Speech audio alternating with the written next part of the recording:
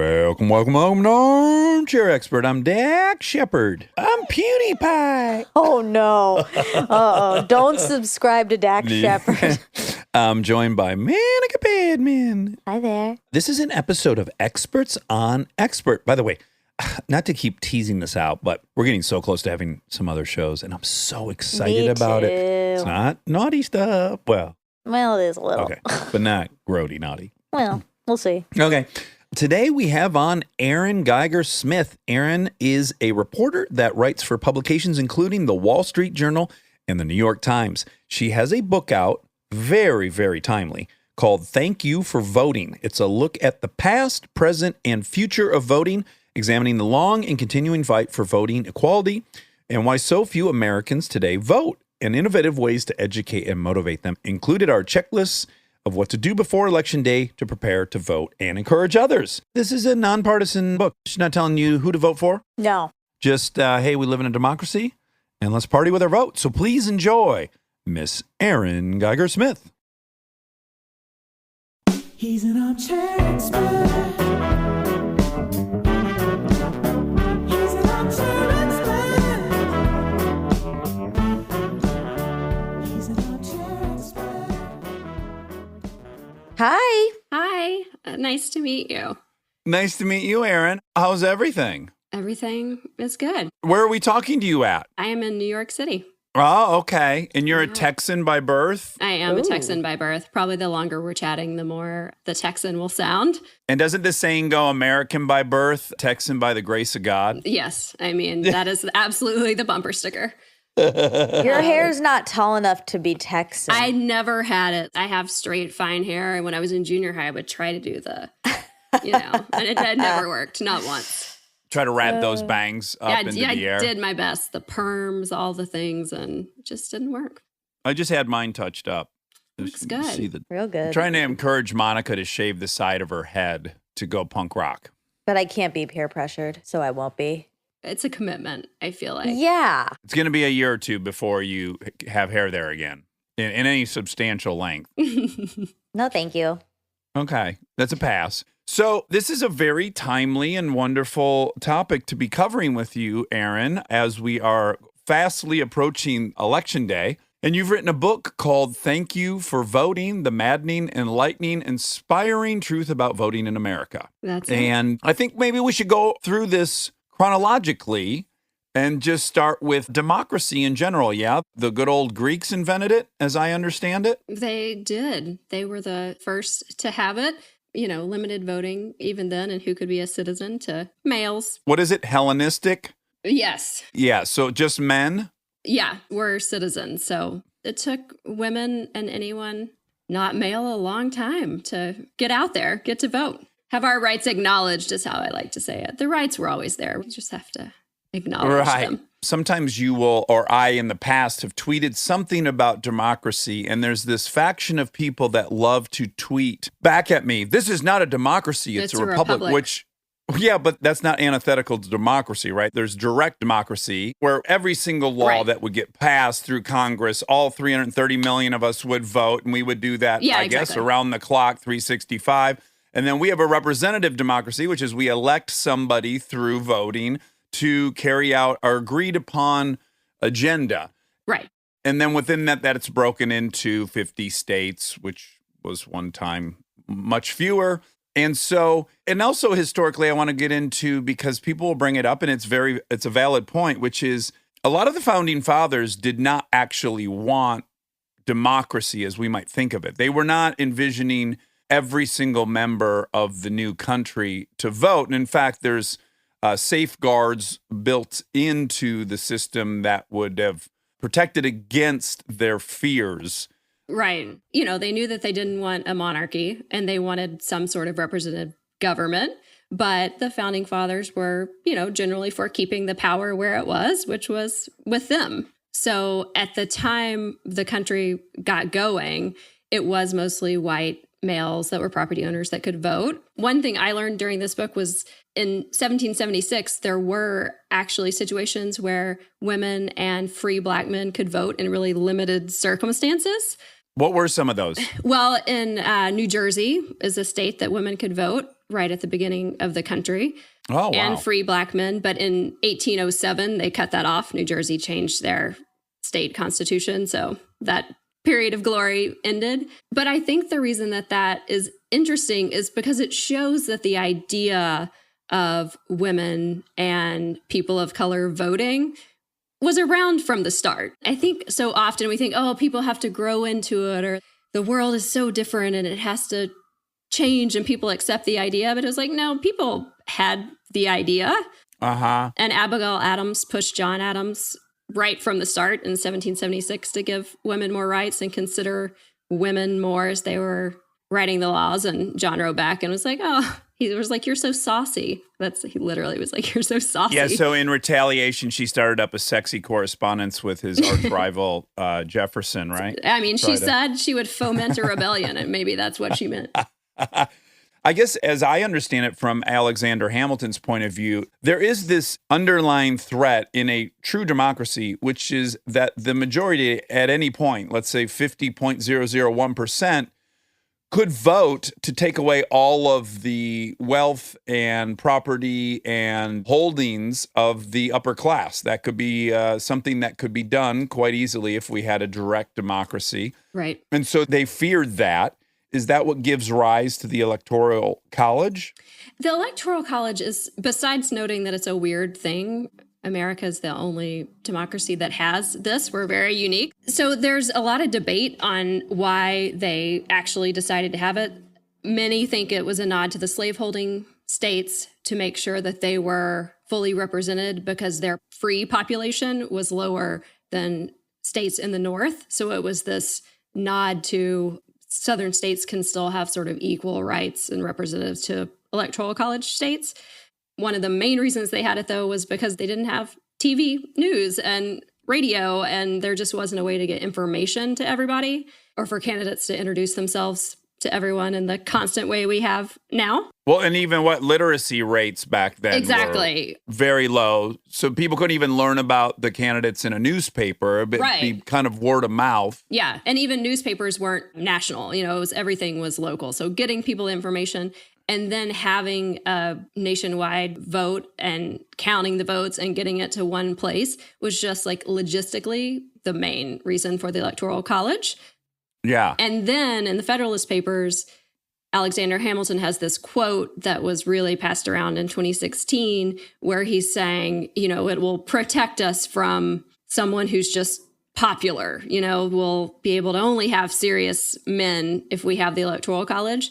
But even that, people think Hamilton was potentially trying to come up with a good reason to have it after the fact of they already created it for the popular vote reason. So even though that Federalist paper quote looks so dead on of the Electoral College is there to protect the country if something goes really awry, but really the main reason is the logistics. Well, yeah, depending on what side of the aisle you're on, you would argue that in fact, did not protect us from that. Right. I mean, again, whatever side you're on, I'm sure each side could point to a moment where the Electoral College, I keep saying electoral. Does anyone like that? Should we change it? Let's do it. Let's just, I mean, people want to change it anyway, so let's just change what it's called. I'm all about that. I also think something really kind of relevant to just lay down historically is that so much of the Constitution was driven by the fact that the South was far more wealthy than the North, right? So much of the wealth existed in the South, although, as you point out, the population wasn't really there. So there were many things that the North was very reliant on the South because they were so wealthy, hence D.C. being put in the South, and all these little provisions along the way that are concessions to who had the money at the time. Yeah, they were trying hard to figure out a way to make something very complicated work. Yeah. And it involved a lot of sacrifices and maybe some bad deals, depending on your perspective. And voting wise, it obviously took a really long time for it to make things a little more equal in that arena. I mean, the 15th Amendment, which acknowledged Black men's right to vote or that you can't be discriminated against based on race, was ratified in 1870. So, you know, we're talking from 1776 to 1870 before this first big voting rights edition. So voting wise, it took a long time. So it's 100 years roughly of just white males voting. Yeah, more or less. I mean, there's like some exceptions, but yeah, 1870 is the big marker of expansion. I mean, the northern states allowed Black men to vote at different stages. From 1776 to 1870, there was like push and pull and granted and taken away. But by the Civil War time, a lot of northern states allowed Black men to vote, but the largest Black population was obviously in the South. And what's the history of the day that we vote? Why is it that day? It's a Tuesday in November because of farmers, as so much is in this country. It's because Wednesday was generally the day I think that they would bring their stuff to markets to sell. Okay. Sunday didn't travel for religious reasons. Everybody stayed home. And so having it on Tuesday would give people time to get where they need to be, but not mess up their work.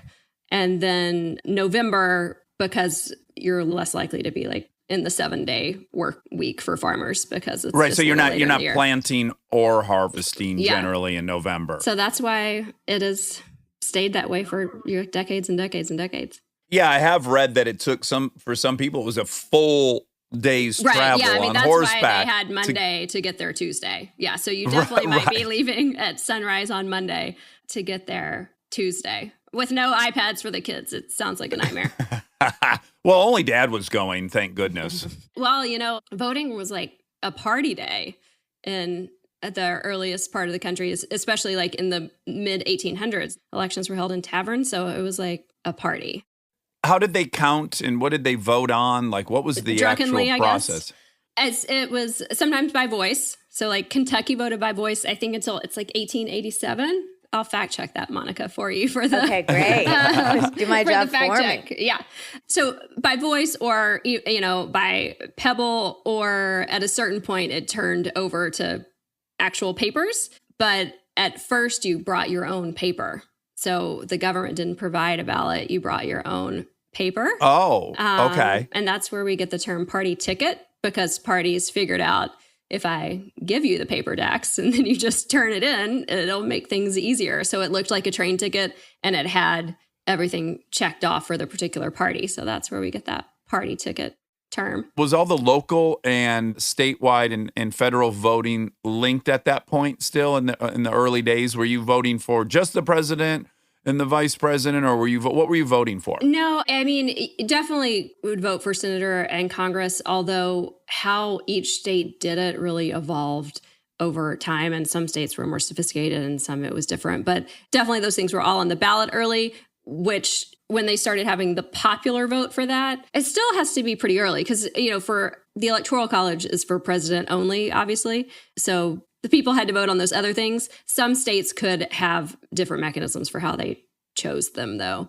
Right. All of this, even talking about voting today, every state does things so differently because that's the way that our republic is set up.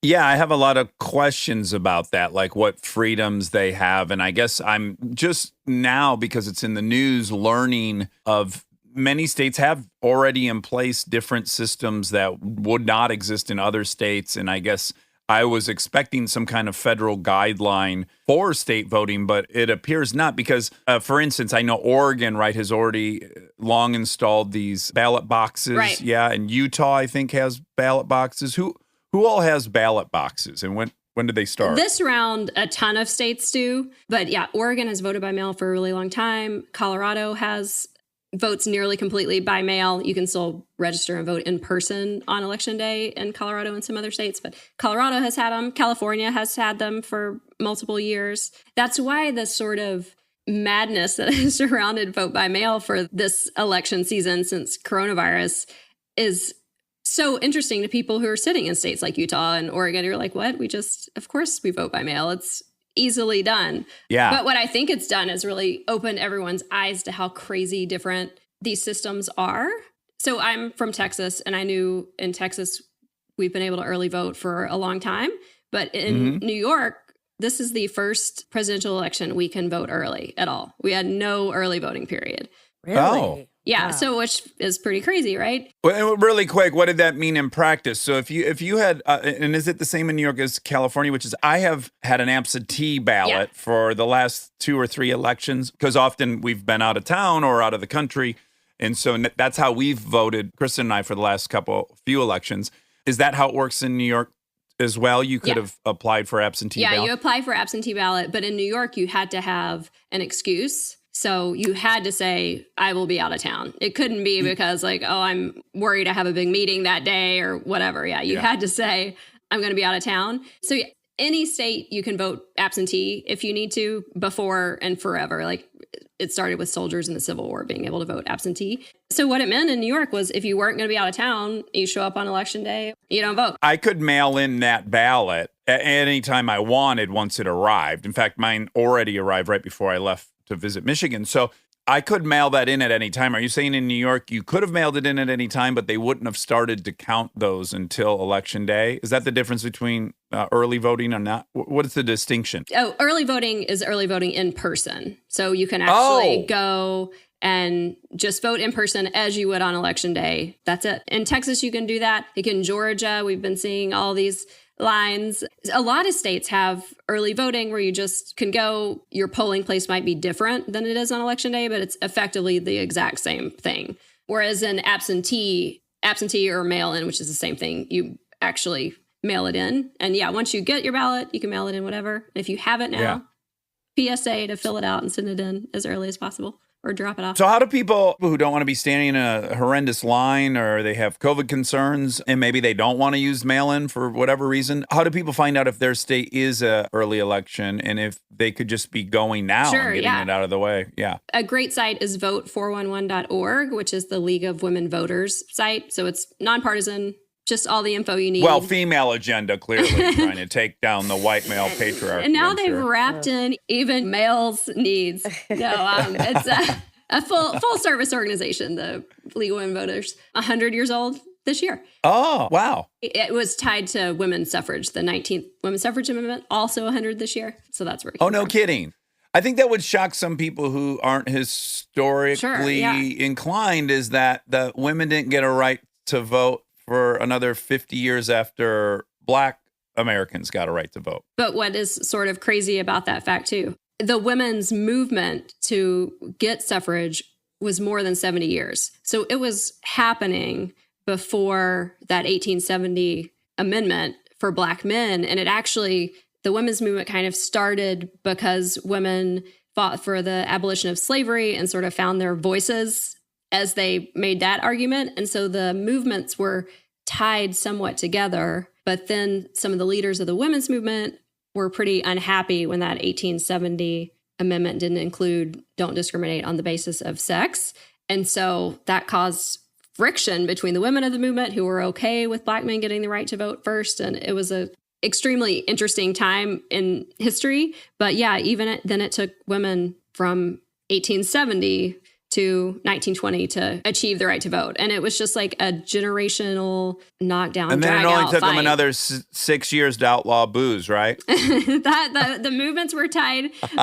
You're absolutely right that those movements were tied together. With prohibition. It was, part of it was, and not all suffragists were for prohibition, et cetera, but part of it was because women had so few rights. And if they had a husband who was drinking too much or couldn't hold a job or all of the things that might come with drinking too much, they couldn't protect themselves at all. And they couldn't have custody of their kids. Oh, I'll go further. They were most certainly the main victim of a drunken physical outburst. So their safety was greatly diminished by these drunken men with all the political power. Right. Who couldn't be arrested for beating them if they did. So women needed the right to vote for that reason. And then if they were in the workforce, they needed to fight for the protections too. And child labor laws were a big reason that women wanted the right to vote. Because men didn't give a shit that kids were working? Well, it was at least an argument that in states that did allow women to vote before 1920, because states could let women vote before the nation did. So a lot of Western states did. But one of the arguments for nationwide women's suffrage was those states that let women vote supposedly had better child labor laws. So that was at least in the women's argument to have it. So all of that movement of women working and prohibition, and it's all tied together in really interesting ways. Yeah. Okay, so now back to going to vote 411. Oh, yeah. Vote411.org. You can search by state, and then you can actually look up everything that's on your ballot there, too, which is really important because ballots can be extremely long and you don't know some of those people down at the bottom. I think of myself as like at least in the upper 50% of being informed because I talk to a lot of smart people. I look at the ballot that just came. I know the top 3 rungs of it. Maybe. Yeah. That's and it. Especially you guys in California have a exceptionally long one. So they'll tell you what's on your ballot. They have candidates answer the same questions. So that can be helpful. If you have, ballot initiatives, do you want a new road X or a high-speed train or whatever, they'll help you break down what the language actually means because sometimes those ballot initiatives are written in a way that you're like, I don't know if I want yes or no on this. Well, I think it was Prop 8, the California law. It was like the way that was worded is like some people didn't even know if they were voting to ban gay marriage permanently or it was very... It was nuts. Yeah, whatever Prop 8 was... If you wanted no, you needed to vote yes, or yes, you needed to vote no. Like it was yes, exactly. It was insane. Yeah, it was like a no on Prop 8 is a yes to gay marriage. You're like, well, hold on a second. Yeah. Wait, I hope I don't get this wrong. Yeah, no, and it's terrifying. Or they'll just be 2 paragraphs, but the question is, do we need a stoplight at Main and 2nd Streets? Right. So the League of Women Voters will help you out there. Also, I just add is these quote foundations or the organizations paying for the thing are also crazy misleading, right? Because it could be like the Gay Marriage Equality Foundation. Yeah. Vote yes on Prop 8. It's so misleading. So I did this hour-long BBC show, which was exciting and terrifying at the same time. And the woman on with me, this is a made-up name, but it was like the American Constitution Society. But then when I Googled, because I was surprised by the views of someone from the American Constitutional Society, their mission was to fight any change whatever the mission was so the opposite of the Constitution. I was like, you guys need a subtitle because it did not work. But vote411.org will also tell you early voting. You can find your polling place. It'll tell you if you need an ID. So some states need an ID and it has to be a specific ID. Right. So all that you need to vote can be there. And I mean, this is a plug for the book, but true because I want it to be practical. There's a checklist in the back of thank you for voting that tells you what to do 40, 30, 10 days ahead and then on election day. So you can check those boxes. How many of the 50 states allow early voting currently? It's a significant amount. I think it's more than 30. Oh, okay, great. So the odds are you live in a state that has early voting. And I'm seeing this new thing being promoted, which is like voting plan. I don't know that I've ever heard that being promoted as much as creating a voting plan. Is that a new concept? It's not a new concept, but obnoxious voting people like me have really made it a focus this year because this year more than ever, you have to figure out more things than you thought. Even the most educated and regular voter is this year like, wait, should I vote by mail or... Yeah. So the idea is if you really plan something out and put it on your calendar, you're just more likely to do it. Right. And that, we know that by human nature and they know it by data. So the idea is to take the time to look up whether you should vote by mail, whether you should vote early, write it down, make your plan, put it on a calendar, ask friends to join you, and it'll just... Yeah, the analogy I would make is like you can't have the goal of, I want to lose weight, and then there's no plan. It just won't happen. Exactly. I'm noticing that. I'm noticing that here in the COVID scenario. What are the reasons states don't have it? Like, what is their excuse for not offering early voting? I mean, even like New York, if this is the first year, New York's a fairly progressive place. I'm surprised. Yeah. I'm going to give you the same answer I gave. I did a kids podcast and they asked me why there hasn't been a girl president.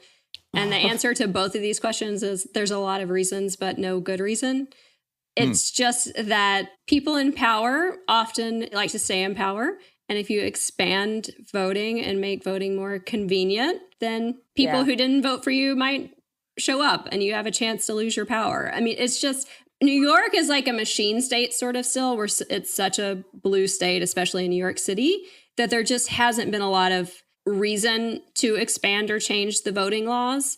So early voting, there isn't any true good reason not to have it. there hasn't been the motivation to have it. That's a great point, and that'll allow me to make a semi-nonpartisan argument, No, which take is, it. and again, I'm of this opinion because I'm on the left, so it makes sense that I have this opinion, but I am very, very pro, if you live in a democracy, consensus should rule the day. Yeah. Everyone should vote. That's what a democracy is. Now, that serves my cause because we know if we poll that the left has a big advantage in the popular vote. Young Right. people who don't vote, they generally would vote left. So our side of the aisle is very incentivized to get as many people to vote as possible. And then quite clearly, if you're on the right, there is no incentive to get all the people to vote. In states that are entirely blue like New York, they too aren't incentivized to extend voting because Right. it's going the way they want. you're already in I just there. want to say no one has a monopoly on when it's convenient for them to get everyone to vote.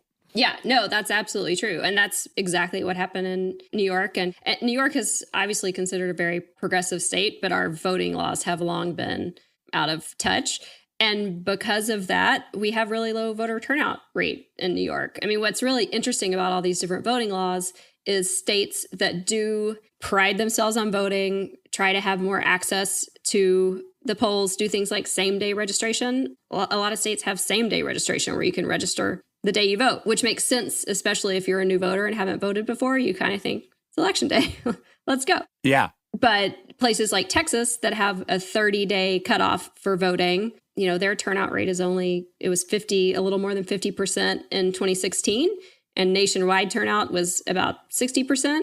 And Minnesota, which has this big voting culture, theirs was 72%. Michigan had 65% turnout in 2016. And had gone red for the first time that I could remember Right. being from Michigan. You know, but because it's a swing state, people really wanted to show up and vote. So the laws aren't going to tell you exactly what turnout's going to be. There's going to be a lot of factor. But, you know, if you have convenient voting laws, more people are likely to vote. So let's go through really quickly, I think, to the history of so Black Americans get the right to vote, but then immediately thereafter, we see all kinds of different things. So a poll tax was one of them, right? Yep. To register to vote, you had to be able to guess how many jelly beans were in a jar. The creativity that people put into keeping Black people from voting is really astonishing. I mean, there was one in Florida where they had a ballot box for each of the races. So you had to fill out 8 different ballots, put it in the right box. But of course, the boxes were labeled. So if you couldn't read, you couldn't do it. And then sometimes they would switch the order of the boxes like midday just for fun. So like if you went in and voted and then came and said, Erin, I know you can't read, so these are the boxes, you know, it was just like the creativity was insane. So yeah, the 1865 to 1875, we had a real renaissance of many Black people being registered and voting, and like 2,000 Black men were elected to office at the state, national, and local level. I mean, it was really something that we kind of don't even have today. But then all of those Jim Crow laws that you're talking about really started chipping away, and that lasted until the 1965 Voting Rights Act. Stay tuned for more Armchair Expert, if you dare.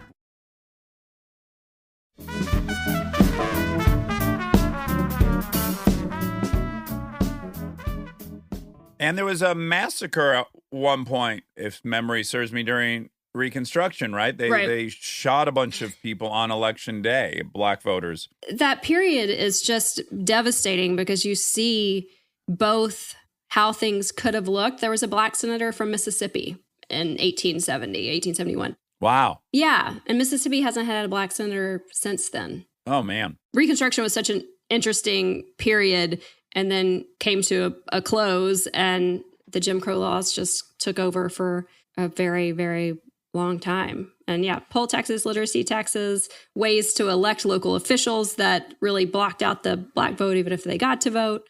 And so they didn't go away. They've gotten more innocuous in ways or harder to interpret, right? What are some of the current strategies to prevent Black voters to vote? Yeah, this woman that runs the Civil Rights Project in Texas described current voter suppression to me as voter suppression in the past was just a locked door. There was no key. You know, either laws kept you completely or poll taxes did, or literacy tests that you couldn't pass, you couldn't vote.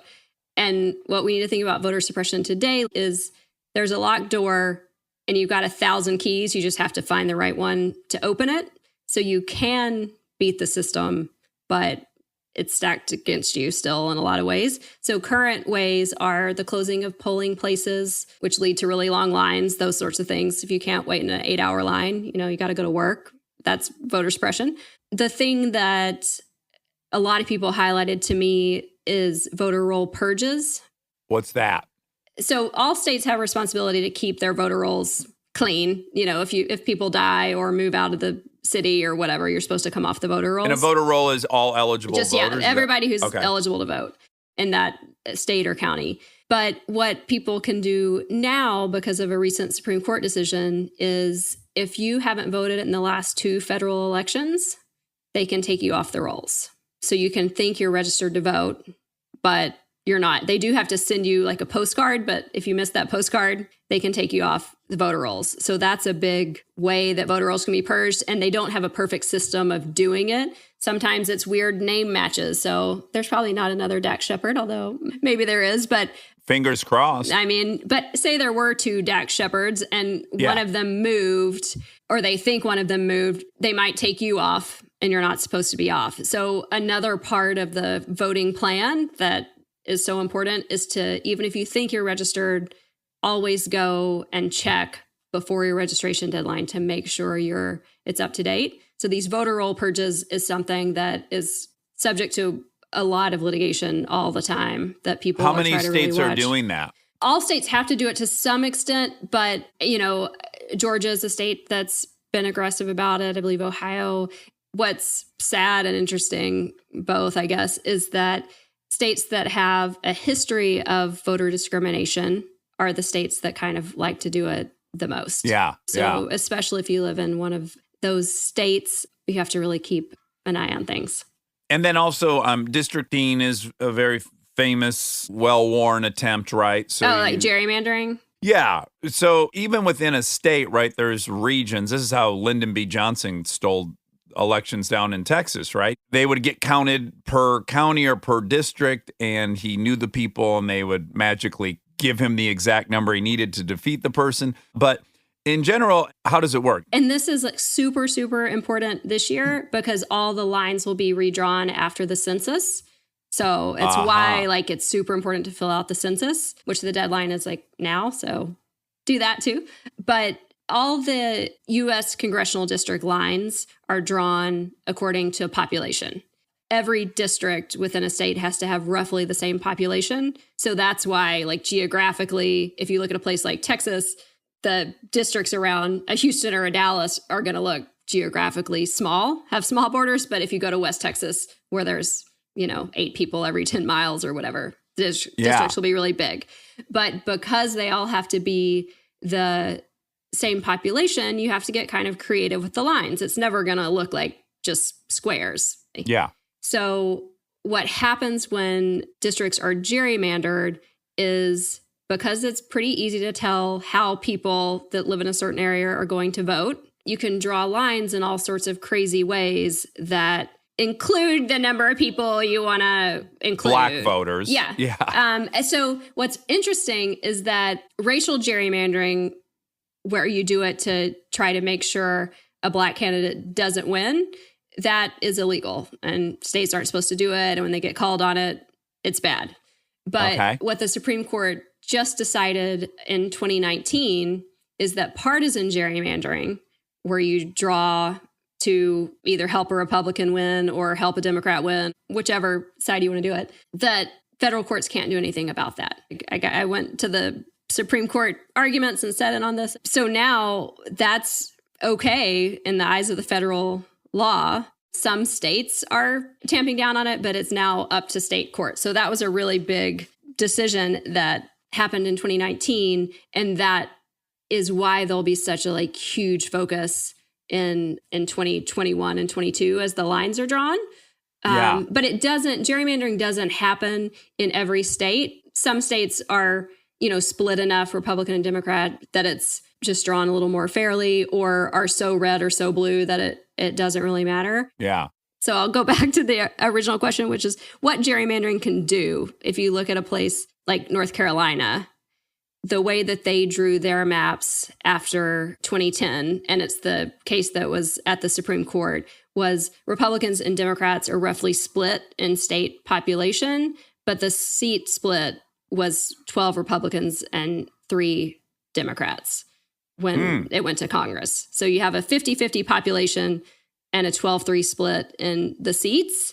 That seems like a red flag. Right. So that's what went to the Supreme Court. And they were like, well, we can't do anything about that. Go check out your state court. In general, the Electoral College is going to represent a certain number of voters, right? So let's just say that California has 30 million people. And so they're going to, just for the sake of this argument, Sure. 30 million people is going to get you 30 Electoral College votes. And then you add up 4 other states that'll give you 30 Electoral College votes. And this is how you end up with the popular vote not being the same, is that in California, if let's say 100% of people voted for a Democrat, that'd be 30 million people. Now, if you take those other 4 states, and each of those states voted 50.01% to vote for a Republican, in essence, what you'd have is the same number of Electoral College voters.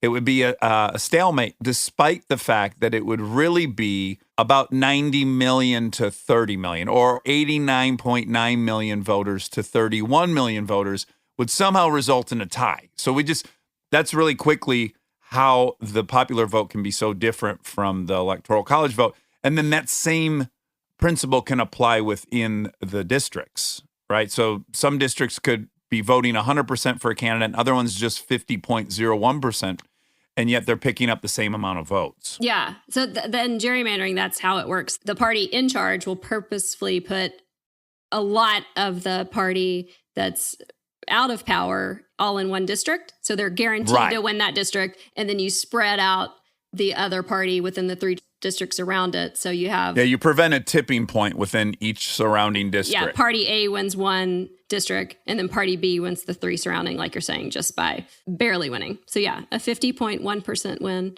is just as good as a 90% win. Right. Okay. Now, another way, and you could argue this is intentional or coincidental. I'm not even going to get into that. But there are, 6.1 million felons in the U.S. that are prevented. They're not allowed to vote. But that is state to state, correct? Also state to state. You know, in almost every state, you can earn it back. But people convicted of felony do generally have to earn that back. There's a period of time where they can't vote. And when it turns over, it's different from state to state. You know, you have to, as soon as you get out of jail, you can vote. Or as soon as you complete your probation, you know, so there are grades. There's some guidelines. Yeah, it is an area where we're moving toward inclusion of former felons being able to vote. That's an area we're moving forward. But in Florida right now, it's a mess. Yes, there was a 60 Minutes on it that I watched recently that was so fascinating and got me so pissed off. So just let's start with some facts. The facts are black folks are incarcerated at, 5-6 times the rate of white people. And you could say, oh, they're committing more crimes. Well, white people committing the exact same crime as black people are incarcerated, at a fraction of the rate. And then the sentences is fraction as long. Yeah. So what is an absolute fact is there's a disproportionate amount of black folks incarcerated for longer periods of time for identical crimes. So, of course, this 6.1 million felons is going to be very lopsided to get rid of black voters. It's going to, once again, favor kind of the white hegemonic voting class. And in Florida, this recently got challenged, and they agreed that they were going to allow felons to vote. But one of the provisions is that they had to pay back all of the fines they owed, that they had accumulated through their crime and what they owed, which on the surface seems fine. Sure, you should have to pay back your debt to society. But in practice, it is not possible for most of them to even find out what they owe. There's no record system of who owes what. It's quite often on microfiche. It's on like handwritten tablets in these enormous warehouses full of manila envelopes, and no one can even find out what they owe. It's so madness. In practice, it's bullshit. Yeah. There's no way that the people can even meet this requirement. It's like the jelly bean thing all over again. Or if you want to be sympathetic to the election workers and the state officials, they have no way of telling either. I mean, there's records for some, there's not for others. But how that all came about was Florida voters voted at over 60%. They had to meet that 60% threshold, and I think it was 64%. They voted to restore rights to felons once they had completed their sentence. So it was celebrated by voting rights activists as this big win for all of those hundreds of thousands of felons in Florida who rights were going to be reinstated. And some even went and registered because all was well. And then the Florida legislature defined completion of sentence to mean the fines and fees. So it was actually that kicked off the massive confusion. And yeah, it's some people can't tell. Sometimes it's thousands of dollars. And then there was all this litigation saying, you can't do that. That's a poll tax. Like that is, we're not supposed to be able to keep from voting because of our wealth or lack thereof. And that took a long time to go through the courts. Eventually, really recently, within the last few weeks or month or so, that the court said, no, you can do that. They have to pay their fines and fees.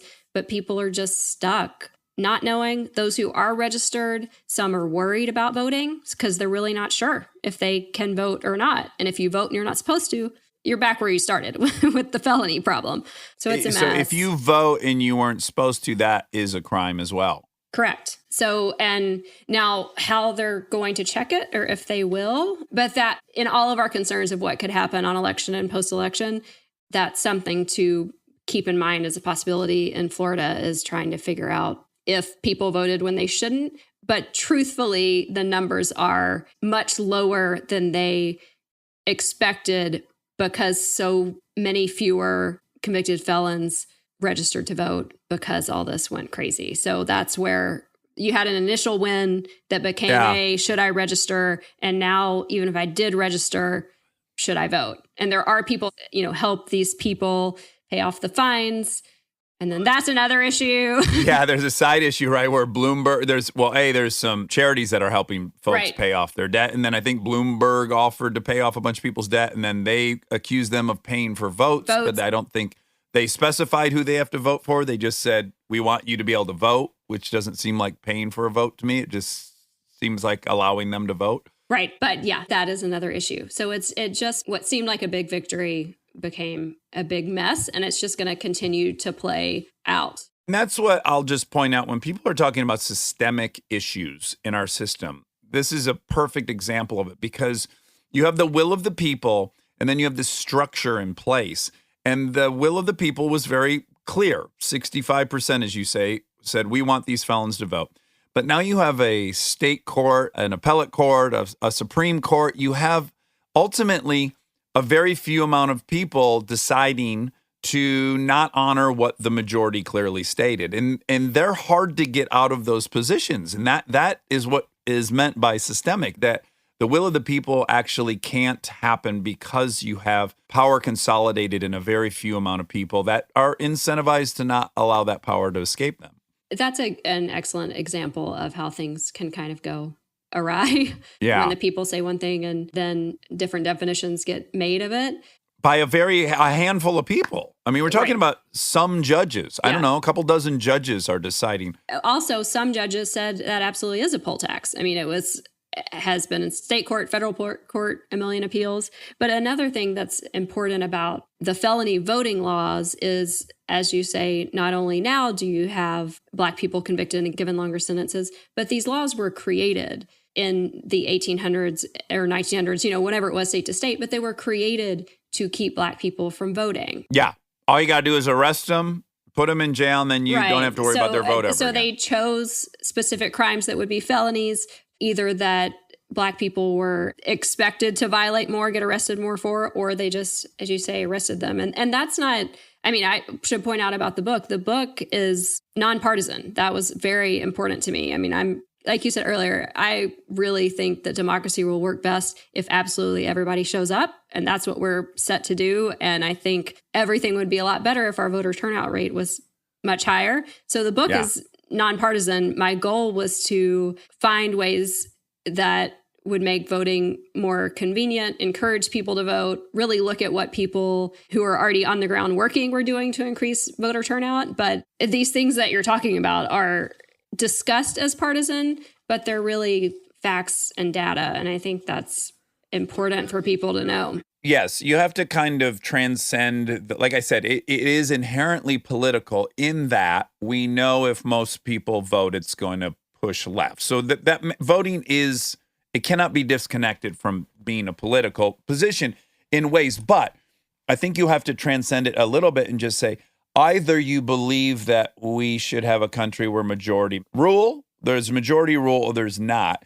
And I guess it's fine with me if you think we shouldn't have majority rule. That's certainly an opinion you could have, but I don't think you can have both. You can't have the opinion that you believe in democracy and majority rule and then also believe that we should go out of our way to make sure certain people can't vote. Those two things you can't really have both of. A way to think about it is like our red and blue, and you're absolutely right that if more younger people voted, more Democratic candidates are likely to be elected. If more minority groups voted at higher rates, more Democrats are likely to be elected. But that's really on the national level and on states where those groups live more. But it's really important to think about all of your state and local elections too. I mean, you can be a person who lives in an all red state or a very red state, and your voice needs to count equally in those local and state elections too. And so that's what I mean, sort of when it's so frustrating how politicized everything is, and we think so red or blue when where you are and what's happening in your city and county and state affects you so much more usually than the presidential race does. And so it's so true. Politicizing everything and making everything so national lets you forget that your school board is going to decide whether your kids are in school or, you know, in first grade in the next room. Yeah. Yeah. Well, yeah. There's so many things. Yeah. And everyone's identity is just completely cemented into that national figure of president. And it's not really what affects your day-to-day life. And, you know, transportation is something that's not usually red or blue, but you want to get to work in the least amount of time. And that's your local and state officials who deal with that. There's a few silly things that as a self-proclaimed democracy, why the fuck isn't Tuesday a national holiday? We have some bozo national holidays. The notion that the most important day of every 4 years is not a national holiday, to me is insane. You know, is there a justification for that? Is there a movement to make it a national holiday? No one should work on that day. Yeah, there's definitely a movement to make it a national holiday. And that's how a lot of businesses are becoming involved. In reporting this book was one of my biggest takeaway was how much power businesses could have. And some like Patagonia closes all of their stores and gives all their employees a day off and started this massive initiative, which in 2018, 400 companies had joined. And for 2020, I think they're up to over 1,000 now. They were like on the edge of 1,000. So we'll say around 1,000 of companies who are committed to giving people the day off and helping their employees to register. And it's sort of this idea of changing the culture around voting, of where we really make it a priority for businesses and schools and communities. Trying to make it a little more fun is also it. But yeah, there's definitely a movement to have it as a national holiday. I think one of the things is, okay, do we only do it for president, or would it be a midterm election? Blah, blah, blah. But well, heaven forbid there were 2 days off in the course of 4 years. That would be horrendous. One possible negative thought, like one anti is if you know, some kids still go to school on election day. If you're taking away everybody's childcare, that can be a no, you know, go against people voting. We'll just fuck over teachers the way we always do. So they'll have to work, and but we again, a pretty easy solution. You set up a polling station within the school, and all the teachers at lunch, they vote in 5 seconds. And then, you know, I mean, these are not insurmountable challenges. No, none of them are insurmountable, and just a much bigger focus from everyone. I do think businesses, large and small, can sort of do this on their own, and that could push it, as often happens when companies take big stances. It can sort of work its way into the national thing. But it's really interesting what some companies are doing. Now, I think I know the answer to this, but maybe not. Which demographic groups vote the most and which the least? So it's to start with age. Every age group votes at a higher rate than the age group below them. So our 18 to 29-year-olds are our lowest turnout voters. Shittiest voters, you can say it. Shittiest voters. Exactly. And it's really low. So in 2016, they voted at 46%. So the turnout rate of 46. I got to be honest, that's a little higher than I thought. Is it higher than you thought?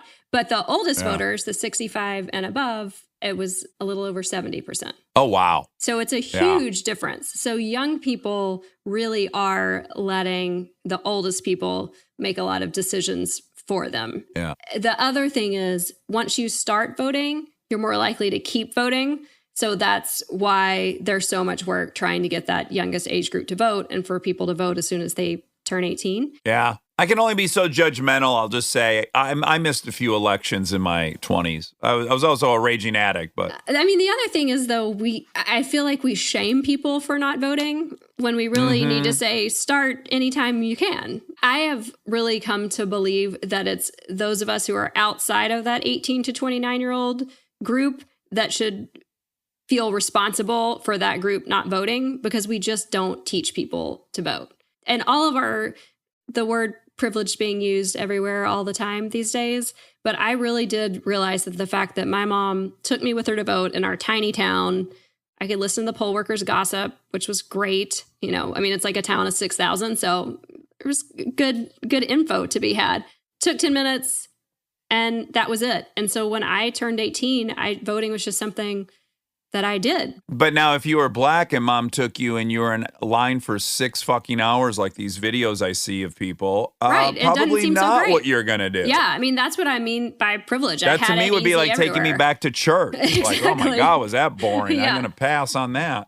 So you have all of those issues at play, but I just think that we all have to do a lot better of teaching people to vote, helping high schoolers know how to register, when to register, if you need an ID, all of those things. That's my young people spiel. In general, white Americans and black Americans vote close to the same rate in presidential elections. In 2016, there was lower black turnout than white, a few percentage points, but Latina Americans vote disproportionately low, and Asian Americans vote really disproportionately low. Really? Yeah.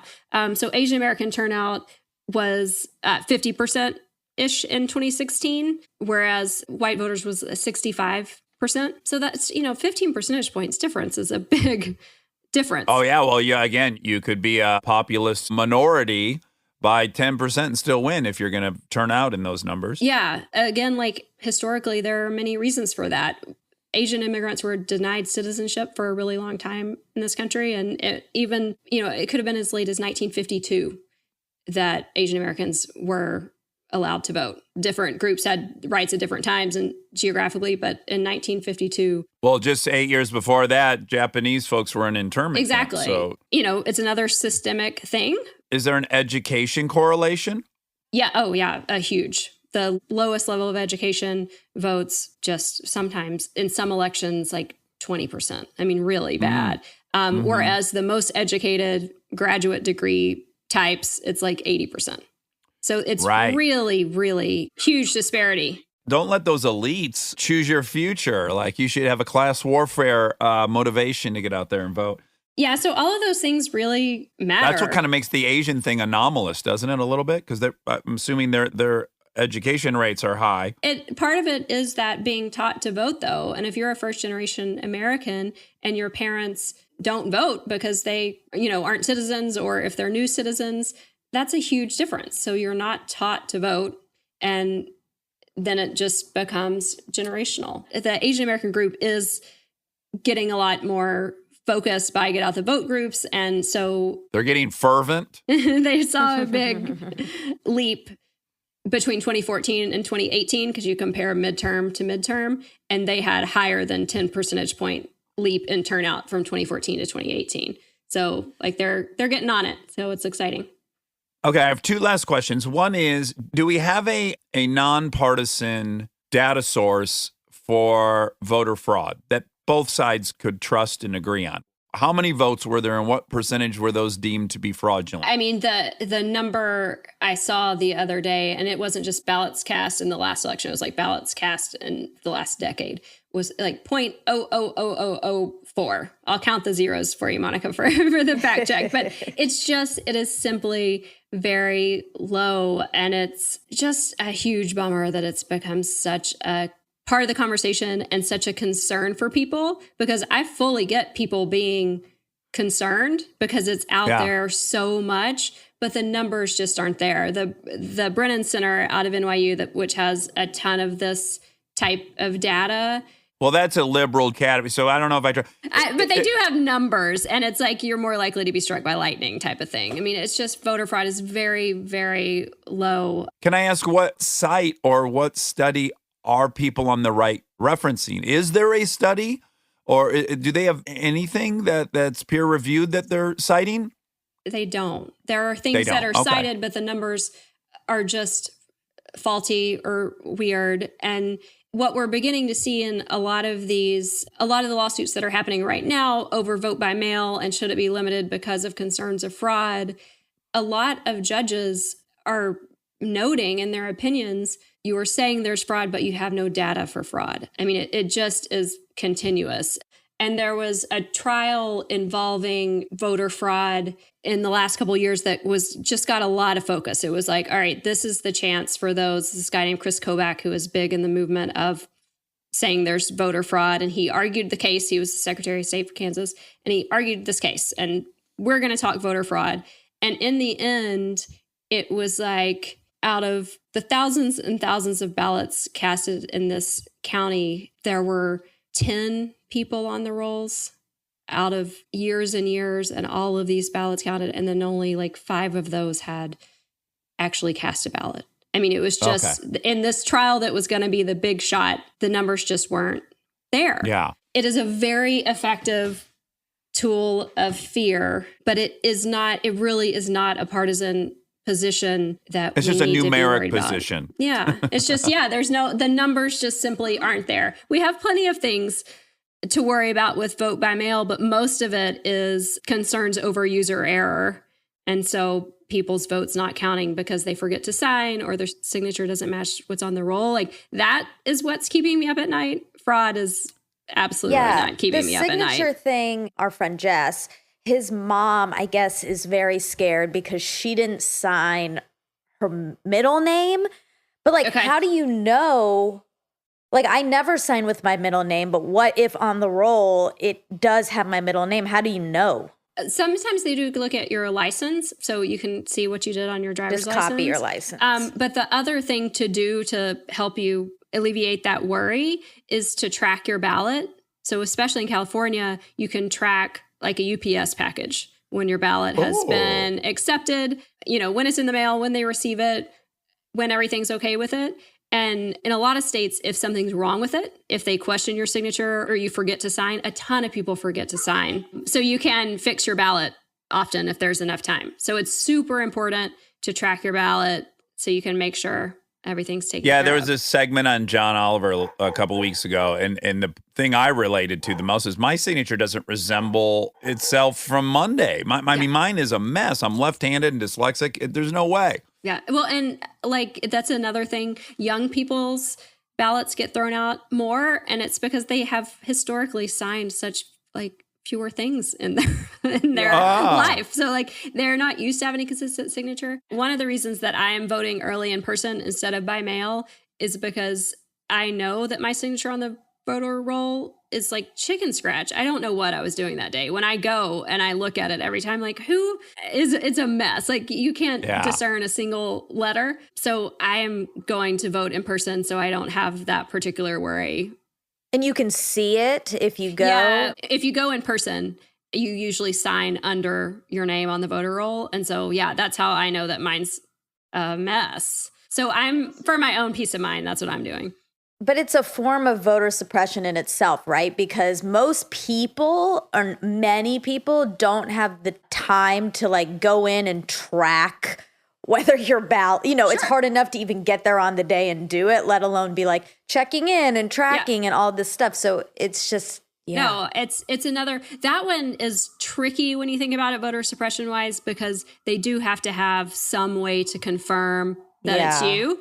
But there have been studies that show that young people's, like I said, are thrown out more, and Black people's ballots are thrown out more. So the reasons for that are odd and confusing, but it is a fact. So all of these things just have so many layers to them. I mean, I sort of hope from everybody having to think a little harder about it this year that we'll keep paying attention to these things and what works to get more people to vote, what keeps people from voting.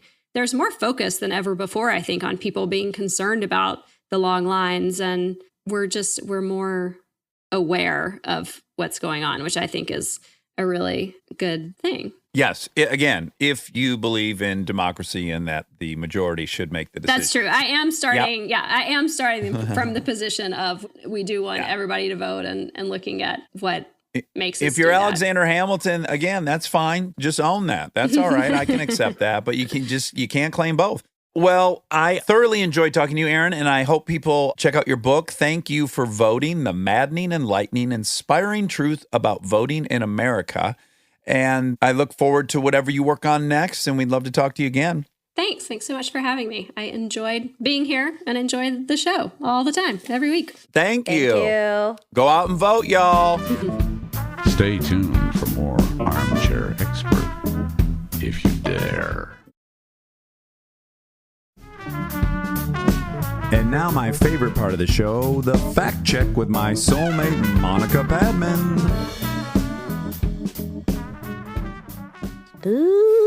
Spooky. We're getting there. We're getting closer to All Hallows Eve. I want to suck your blood. There it is. It's back. Didn't we have some Foley for Halloween at one point? I was so happy to see someone put on Instagram that they missed the beard walking through the forest. It's not long enough now. Listen. You can hear it. It's not like it was, though, when it was it's long. Someone's trampling in the distance. My friend Kevin Zeger sent me a picture of myself with a beard. Yeah? And he said, you should only have this look. Uh-oh. And then now I feel self-conscious. Well, then I thought I should have that look. And then I thought, but my sides are shaved now. And would it look crazy to have a beard with shaved sides? Then I was watching Lakers playoff game and I saw that King James. Oh, yeah.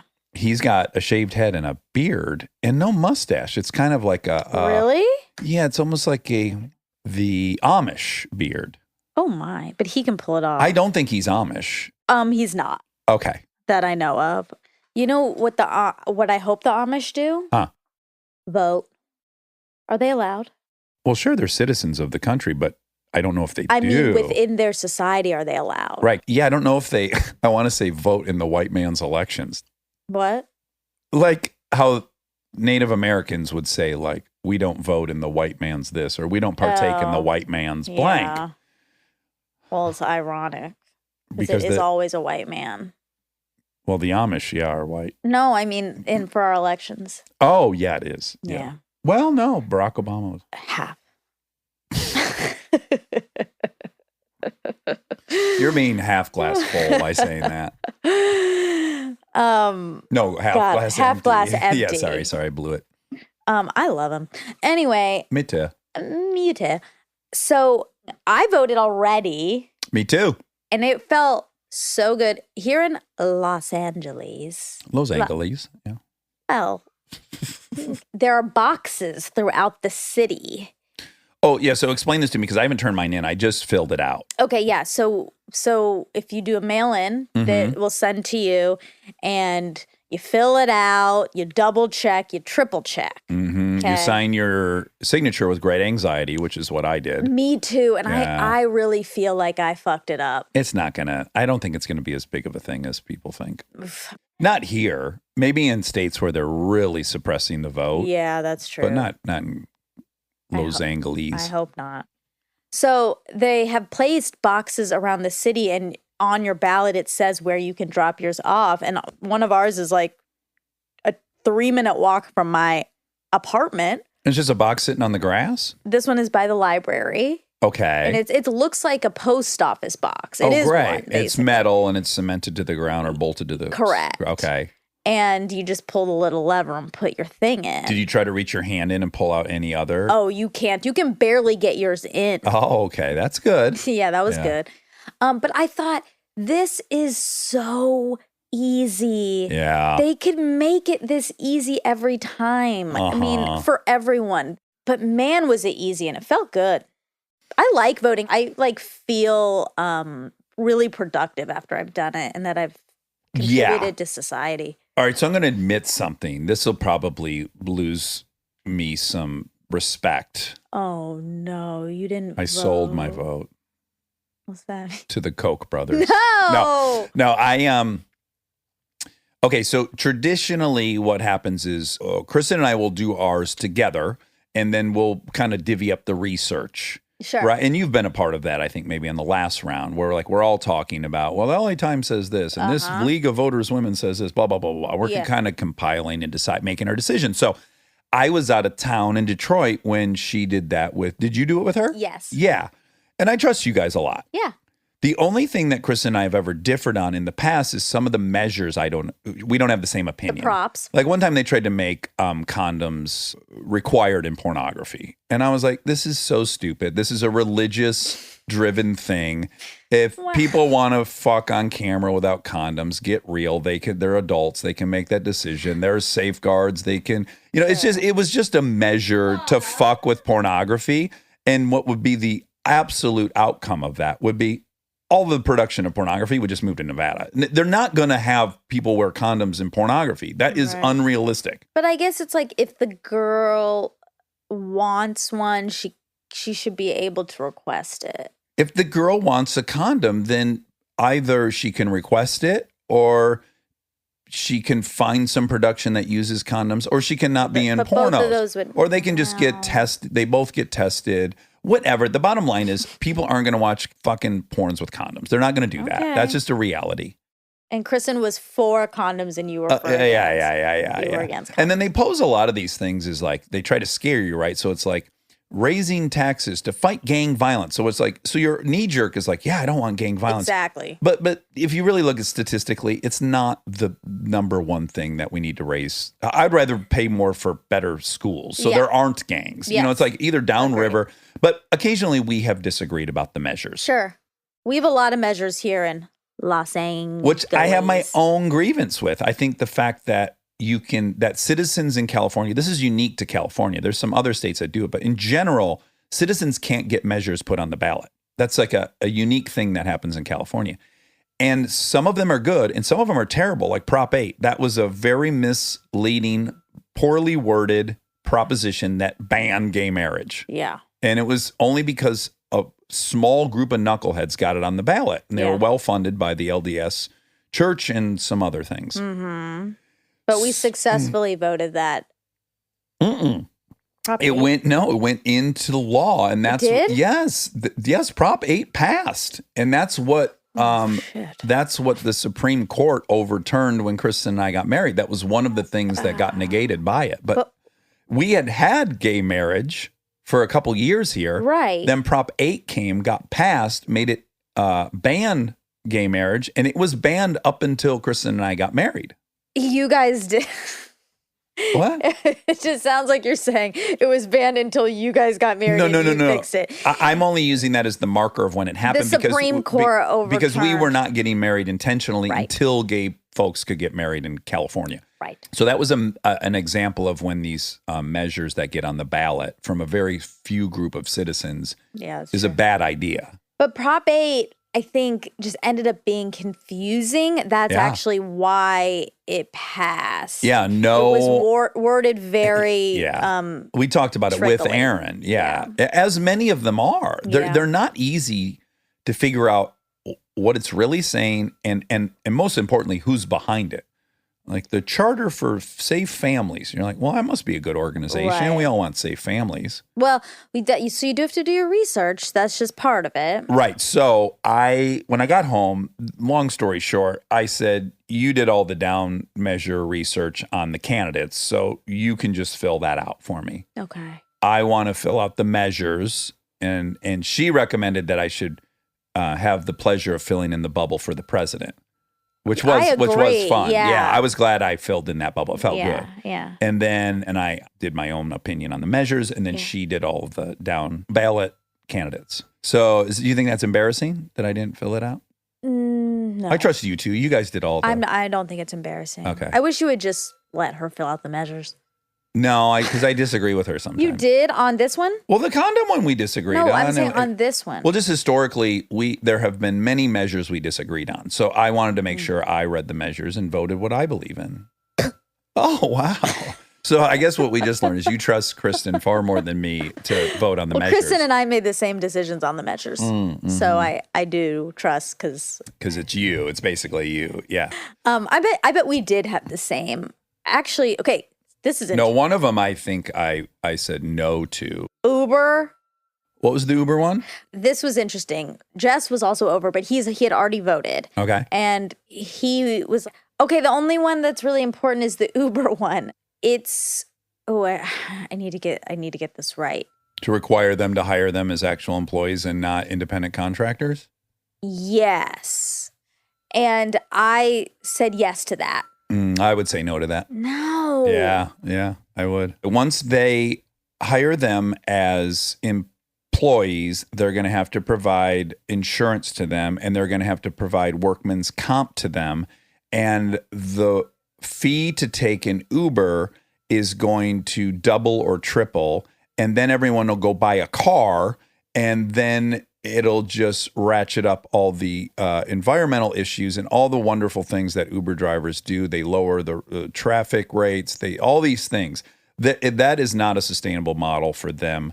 And the people driving Uber, they like it, or they would get another job. Yeah, I think the workers need protection. But can I tell you why I agree with them? So they're not an employer. They are a platform to connect sellers to buyers, just like eBay.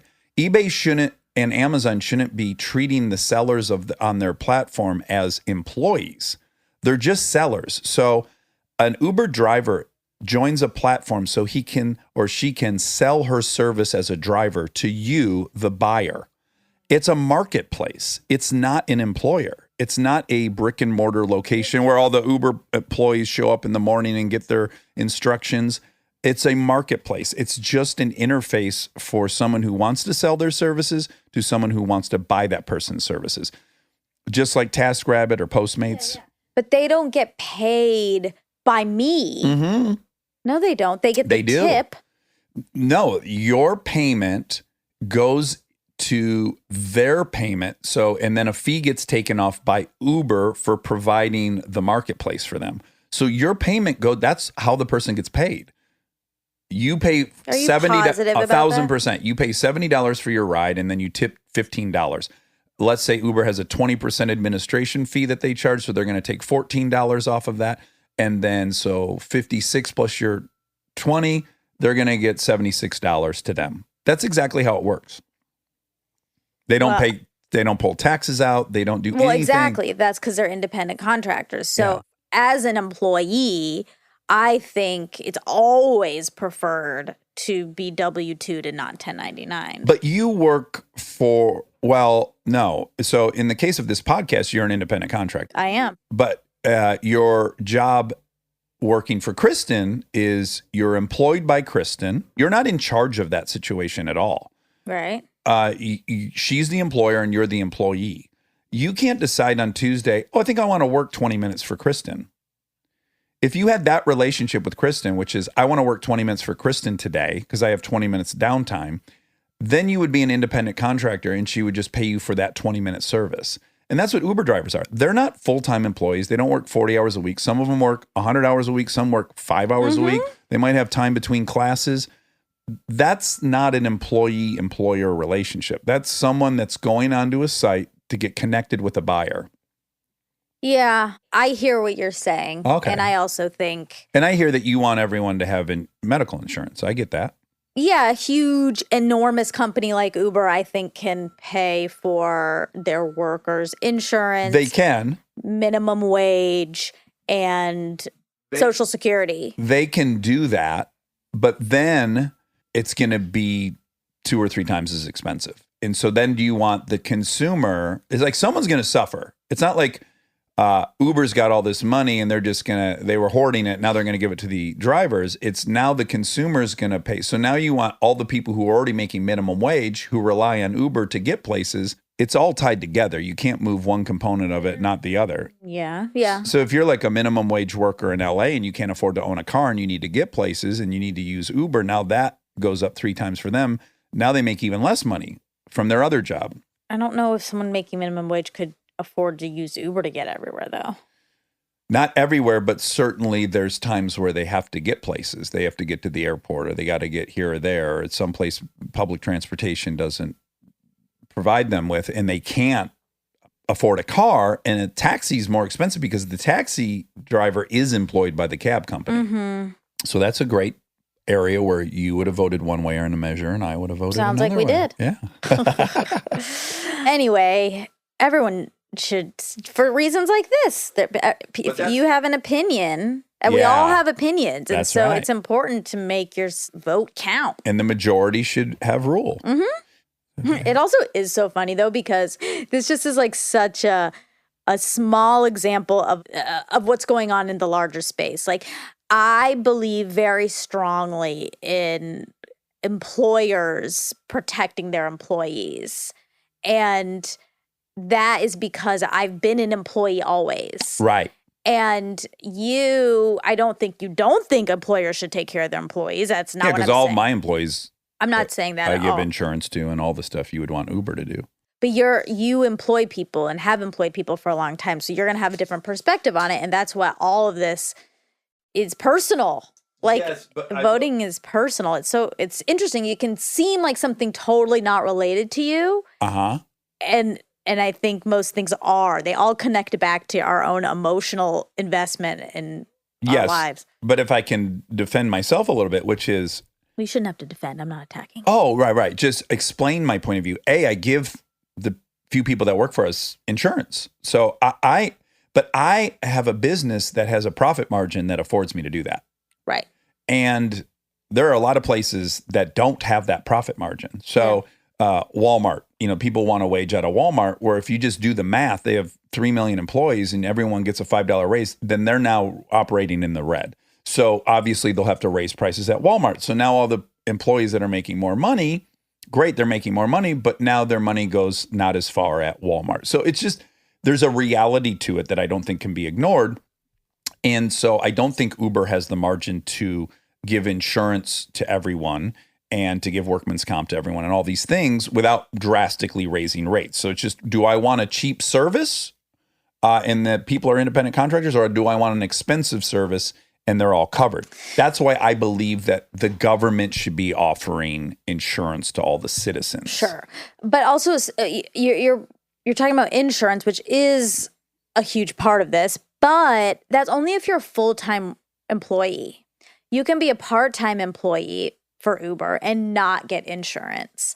And you would just have a W-2 and your employer would pay half your Social Security and take out taxes, which is preferred. But then obviously they would be incentivized to do what many of these retail chains do and keep people on 35-hour schedules so they don't have to pay it. So now you've incentivized the employer to not employ people for 40 hours, which they need to live. So, it's just all I'm pointing out is that every thread you pull. Of course. Yeah. And I think both sides get idealistic on, There's a lot to think about. Everyone has their own opinions. They're all based in their own experience. And that's good. And that's why we have a democracy so far. I think I just decided what my overarching point is. A lot of people think these decisions are black and white. Like it's obviously a great idea. Oh, no, God. I mean, I don't think you do. But I think a lot of people think it's like, well, it's such an obvious great idea. And I just don't, I think all these ideas at best, if you could really study them, they'd be like 59% a good idea. Totally. Or, I agree. 52%. There's very few like black and white, one side's so clearly Yes. right. I definitely agree with that. And it's a matter of, I believe that if we just stay at the status quo, then we're not going to inch towards progression. And I do want that. And I do too. I know it will come with some sacrifice. I'm aware of that. But Yeah. It's all interesting. Okay, so Erin sent me her own facts. Thank you, Erin, very much. I love it when the guests do this. Big E, little R-I-N, not big A, little A-R-O-N. Correct. It's just getting confusing now that best friend Erin's made some appearances. That's true. Yeah. Well, no, because that was Best Friend Erin Weekly, and this is Erin's episode. That's true. That's true. Okay. We'll always refer to Erin Weekly as Best Friend Erin Weekly. Yes. Okay, Erin said this. I'm going to read it. I think I misspoke about the breakdown of U.S. House of Reps seats in the North Carolina case that went to the U.S. Supreme Court. The breakdown was 10 Republican seats and 3 Dem seats. I fear I said 12-3, and I thought about it the rest of the time. I do think she said 12-3. That's what's in my head. Okay, well, Yeah. it's 10-3. Still disproportionate Correct. to the voter base, Correct. which was her point. And she said, and just so Dax can know the exact numbers in that voter fraud case I mentioned, it was a Kansas lawsuit, and the best example of voter fraud they could show was in one Kansas county with 30,000 people. 40 non-citizens attempted to register over a 20-year period. 20-year period. So 2 a year if we average it out. And only a handful of those had actually voted over that same time period. Okay. So I can't do that quick math, but you know I love to break out the Fast calci. math. So 30,000 people was the thing. Yeah. So 2 divided by 30,000 is 0.000066. Wow. Though that's what happened there. We've had some close elections, but we have never had a 0.0 or a 0.00 or a 0.00006. That's true. Oh, I gotta look something up. Okay. Uh-oh, what was it? Did Kentucky vote by voice? Voice. Oh, sure, like yays and nays. Yeah. That makes sense. The yays have it. The nays have it. They made those words way too close, if you ask me. Oh, totally. There's some of them definitely got misheard. Yeah. Mike Lawrence, what's your vote? Yay! What'd you say? Say it again? Yay! Was that with an N or? Hey! Okay, all right. We're gonna put that in the yeses. Why did they make it that close? Oh, someone expressed a grievance. Okay. My new favorite word, I think. I'm using it too much. Oh, more than suffice to say. Yeah, I've kind of dropped suffice to say, unfortunately, or fortunately. But a grievance was aired that we never did kind of a roundup of the vow. I know. I thought about this as well. But you're not caught up, right? No. Oh, But I will. Okay, this is from the History Channel. Oh, very respected news. Very. How Americans have voted through history from voices to screens. To scripture. Voice voting. For the first 50 years of American elections, most voting wasn't done in private, and voters didn't even make their choice on a paper ballot. Instead, those with the right to vote, only white men at the time, went to the local courthouse and publicly cast their vote out loud, known as viva voce. Ooh, living la vida voz. Upside down, I'm down. Living la vida voz. What happened to him? I think he is living his best life. You know, he was, for a while, he was dating the most beautiful. Oh, I forgot her name now. Something Kournikova. Is a tennis player. the tennis. And she was Anna Kournikova. Anna Kournikova. Yeah. And I one time you'll like this, firsthand account. Okay. I was in a restaurant in South Beach, Miami, while shooting the film Old Dogs. Oh. Clap, clap, ding, ding, ding. Not really, but. And they were in the restaurant. I think it was like Nobu or something. It was very fancy, exclusive. And they Limited were edition. there. Wow. She's very attractive. Yeah. Viva voce. Oh, okay, sorry. Okay. Living la viva voce. This conspicuous form of public voting was the law in most states through the early 19th century, and Kentucky kept it as late as 1891. I found it. Boom. Bam. Take that, everybody. Hello, everybody. Come on, everybody. Say wayo. Remember that video? Yes. Oh, everybody say wayo. Come on, everybody. You probably don't like that video, right? That kind of falls into the bracket of videos you don't like. It's not my favorite. Yeah, because because someone's being sincere. Yeah. And then we're laughing. Yeah. Those are tricky because, like, they're so fun to laugh at.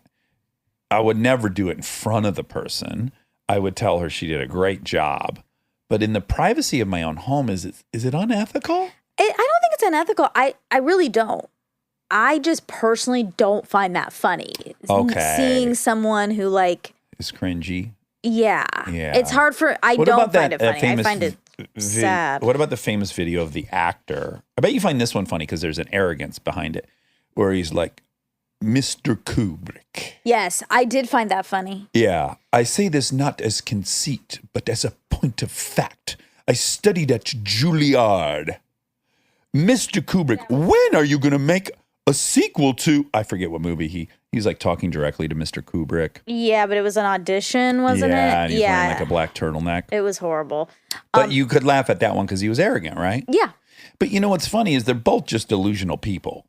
We're really laughing at delusion. But one is because someone thinks they're better than other people and one is not. You're 100% right. But this is the thing I fight against. It's like I am most easily annoyed by the guy in the jacked up truck with the tattoos, aka me, acting aggressive in traffic. Yeah. But I should have as much compassion for that guy because he too thinks that's how you get love, and he was probably abused by somebody, which is why he's being so overtly masculine and aggressive because he's afraid someone's going to hurt him. Like if I get really deep into it, and I believe every human probably was born nice, I should feel bad for them too. And I don't think that guy that went to Juilliard actually thought he was great. I think he thought he was terrible, and that was his mechanism to overcome his fear that he was a terrible actor, which, by the way, he was a terrible actor. He was right. Right. But I think that if the guy in the souped up whatever car, I actually don't have any judgment for him until he starts affecting other people. So if he's being aggressive, that is a different thing. Then his issues are now impacting another person, and that's not okay with me. But I want your dead honesty here, okay? You're driving in traffic. There's a right lane. It's ending. And someone in an electric car with a vote for Hillary sticker merges in too late. Yeah. She should have got in behind you long ago. Right. And like support this local dog kennel sticker. That's not, you're not speaking to the right audience, but. Oh, shit. How do I do this? Oh, she got I love cheerleading. Okay. And I donated money to whatever. All right. And then there's a guy in a big diesel truck. Okay. Who like blows by, and he's got like bull horns on the front of his truck. Yep. And he's got an NRA sticker on the back. Okay. I know you're going to have a different reaction. I probably am. I'm probably going to give the Hillary charity cheerleader a little bit more benefit of the doubt that it was a mistake versus the other person. You're right. I am. I don't know how we got just here. Objectively, both people cut you off. Yeah. I aspire to give everyone the same amount of benefit of the doubt. And it's very hard for me.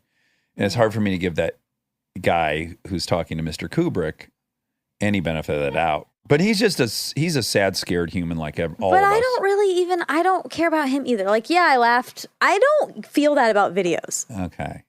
That is not my. Well, how about this, though? Okay. Can I give you two more examples? Yes. These are two of my favorite moments ever captured. I hope people search this on YouTube and also then get immediately off YouTube. But one is in the first Generation Iron documentary, which is on Netflix. Okay, or at so least just watch the doc. No. Well, yeah, no one's going to do that, though. So I think they can find this clip on YouTube. Okay. There is a guy who's competing for Mr. Olympian, and he's very muscular. He's so muscular, and he trains really, really aggressively. And many of his competitors say, we think Mike, let's call him Mike, we think Mike's probably going to hurt himself before the fucking show even goes off because he works out so reckless. He's too much weight and blah, blah, blah. Sure. So they're asking Mike in his driveway. They're letting him know people think he's going to get injured because he doesn't train safely.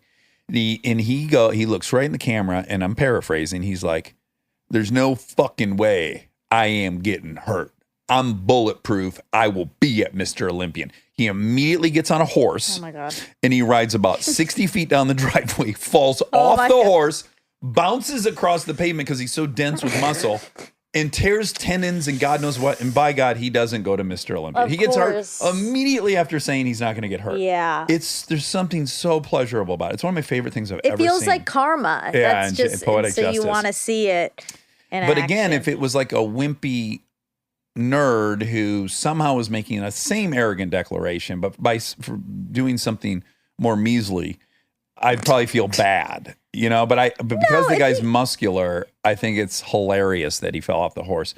I'll give you one more Oh example. my God. I'm going to say something about Okay, talk a lot. that.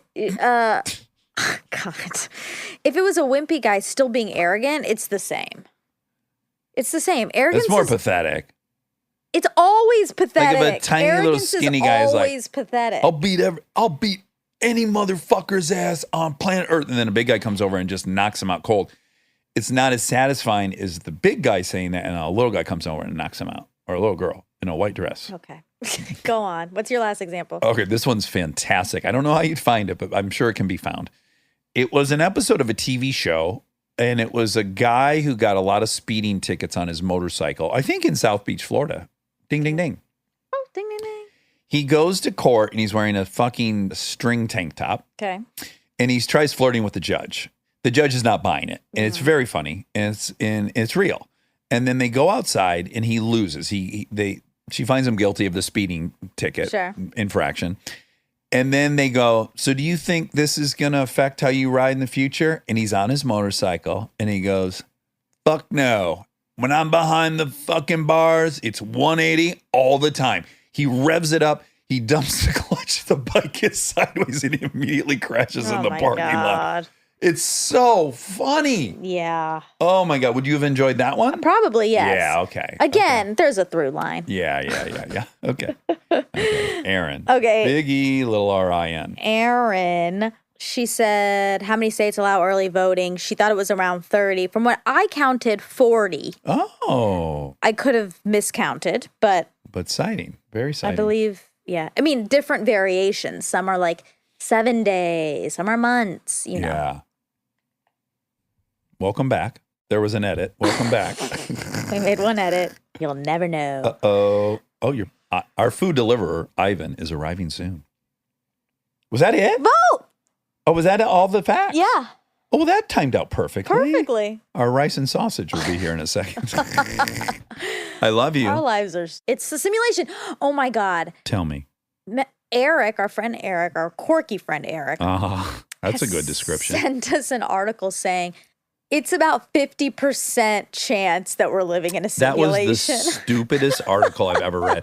I thought about responding with how stupid it was, and then I thought it would just hurt his feelings. So now I'm saying it publicly on here. Oh. There was nothing in that article. It was just some scientist said that, but there was nothing to it. There was no smoking gun.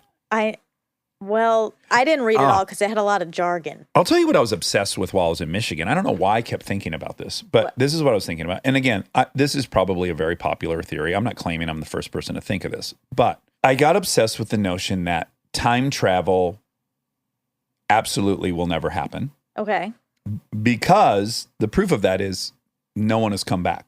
No one has arrived via time travel device to tell us like, hey, stop burning carbon or something, or hey, here's a battery technology so you don't destroy the planet. Mm-hmm. So either one of two things is true. Either we're not destroying the planet, which I think we probably are. Yep.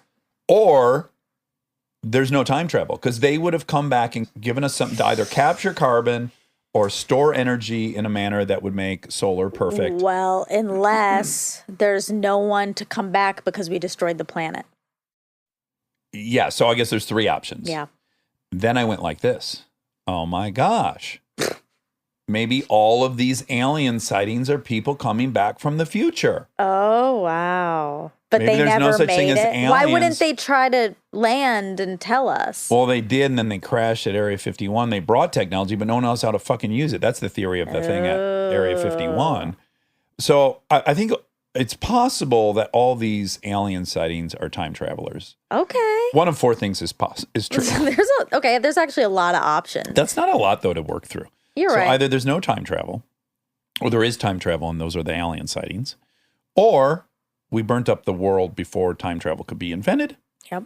Or there's no time travel? You already did I already that said one. that. Okay. But real quick about the simulation. Yeah. I am believing it more and more and more by the day. Okay. And I mean, I don't want to believe it because it's a crazy theory and I'm not interested in crazy theories. Yeah. But like my best friend arrived. Hold on a second. Ivan is here. So I got it. Okay. Okay. Keep it running. Okay. Okay. Did you catch him? Our food delivery? Yeah. Ivan? Did you ask Ivan what his or her thoughts were on independent contracting or W-2s? It's funny you'd say that because I feel like I just witnessed, not proof, Evidence? evidence of my point of view, which was Okay. they had several different packages in there. Uh-huh. So they were tripling up on their proceeds. Yeah. Oh, okay. Yeah. But if they were just a full-time employee, they probably wouldn't do that. True. Yeah. But they would maybe be getting paid So I think more they're by getting the paid hour. more by doing 3 deliveries at once. Right. There's 2 people in the car. We'd have to see how it evened out money-wise. Look, I'm going to tell you something. Tell me. I believe that a lot of people in the field of Uber Uh-huh. do not want that prop to pass that I said Yeah, yes to. Yeah. Some people will probably make less money. Yeah, I know. I'm not saying I'm like doing this for them. I just have a ethical You want people to have position on- insurance. I think that's really what. Yeah, boils down to. protection by employers. Yeah. Yes. Yeah. Okay, real quick. So why we're living in a simulation is what are the chances of this? My best friend came into town last night. Oh, okay. More evidence. More evidence. My best friend came into town last night into LAX and she saw guess who at the airport? My brother Neil Padman. at LAX airport. Neither of them live here. What's the name of Neil's new hats? Neil has a hat line. Yeah. Is he a hat line now? He is a hat line. Oh my gosh. He is a hat line and oh wait, hold on. He has a website. Oh, great. Let's give out the website. We like Neil. Okay, I'm not, listen, don't sue me. If these hats catch on fire, I'm not responsible. They might be the best hats in the world. actually, Are they the best hats in the world? Beta Meinhof frequency illusion, ding, ding, ding, catching on fire. They have like a fire rim. Oh, great. The website is called Love Pascal. God, he's going to be so mad at me if I'm saying this wrong, but it's